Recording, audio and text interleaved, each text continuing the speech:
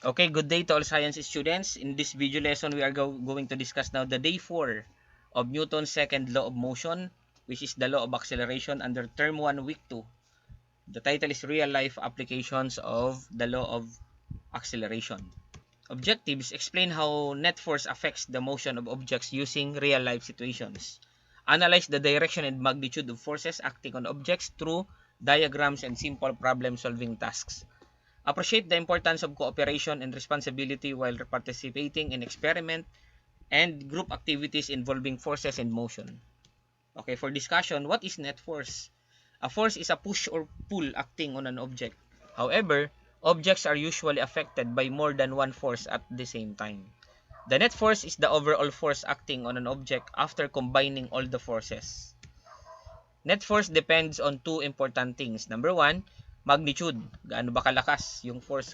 Amount of force. Pag sabi natin magnitude, gaano kalakas.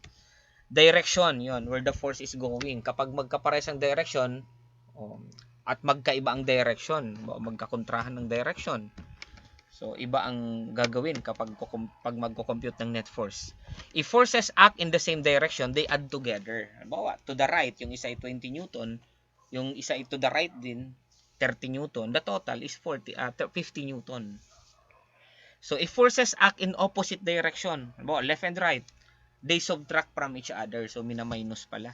So, ibig sabihin, kung 50 to the left, yung isa 50 to the right, minus, di zero, net force. So, example 1, forces acting in the same direction. Ito, yung isang hinihila niya yung cart, 20 Newton. Ito naman isa, tinutulak niya ng 10 Newton. So, ilan ang net force lahat? Same direction. So, suppose two students push a heavy box. Student A pushes with 30 Newton of force. Student B pushes with 20 Newton of force. Ilan lahat? At the same direction. Okay, ipa-plus, that is 50 Newton. Because the forces are combined, the box moves forward faster. This situation shows that forces in the same direction increases the net force.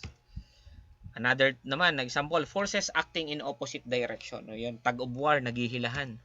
Imagine a tug of war game. Team A falls with 60 Newton, Team B falls with 60 Newton. So, magkaibang direction. Ano kaya? Ilan ang net force? So, same magnitude, but different in direction. So, since the forces are equal but opposite, the net force is equals to 0. Kasi 60 Newton and 60 Newton minus, that is 0. This is called balance. When forces are balanced, the object does not move. Or the object continues moving at constant speed. Okay, now imagine Team A pulls harder. Team A is 80 Newton. Team B is 60 Newton. The net force, 80 minus 60, that is 20, toward Team A. Now the rope moves toward Team A. This is called unbalanced force. Unbalanced forces cause objects to, number 1, start moving. Number 2, stop moving, change direction, speed up or slow down. O, ito na ngayon. Yun yung mga condition. Ang tawag po dito pag nangyari ito is nagkaroon ng acceleration. Yun. Sagutan natin itong mga tanong na to. What does Newton's second law of motion state? Every action has an equal and opposite reaction. Objects at rest stay at rest unless acted upon. Number 3, letter C, acceleration depends on net force and mass. Force is always constant. Okay, the answer is letter C. Yan yung laman ng second law of motion. Acceleration depends on net force and mass. Ang iba naman yan, ang pinakaano is acceleration is directly proportional to the net force and inversely proportional to its mass. So the greater the net force, the greater the acceleration.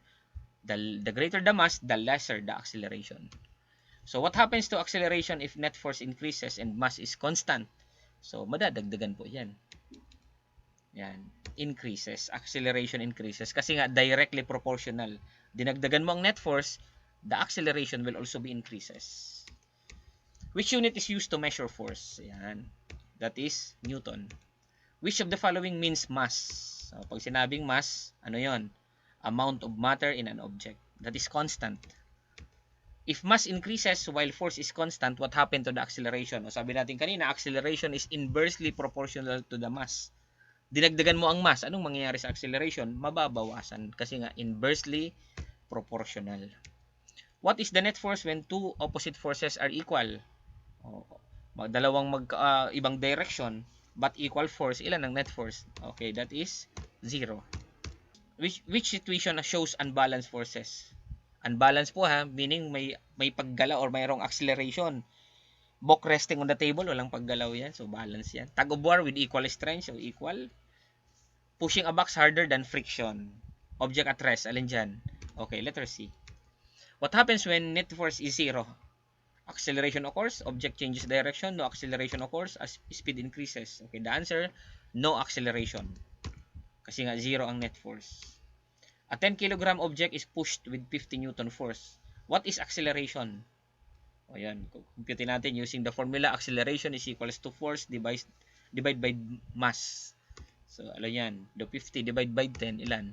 That is 5 meter per second squared. The unit of acceleration po is meter per second squared. Which best describe acceleration? Push or pull? Force yan. Resistance to motion? Friction yan.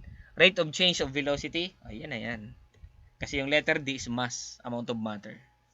So, pag sinabing acceleration, ang pinaka-formula po niya na iba is change in velocity divided by time.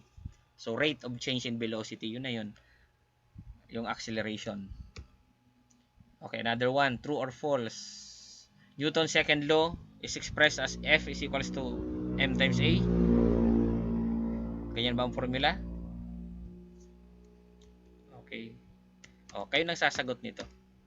Kung true or false ba yan. Yan. Tandaan. Number 2, mass and acceleration are directly proportional. True ba yan? Force is measured in kilogram. Mas yata ang kilogram. Unbalanced forces causes acceleration. Pwede. Balanced forces mean net force is 0. Yan. More mass makes acceleration easier if force is constant. Uwe. Net force is the sum of all forces acting on an object. Object at rest means force is 0. Object at rest? Hindi naman 0. Net force. Hindi lang force, net force. Acceleration can mean slowing down or speeding up. Okay. Force is a push or a pull. Ayan, sagutan nyo na yan. Yan, may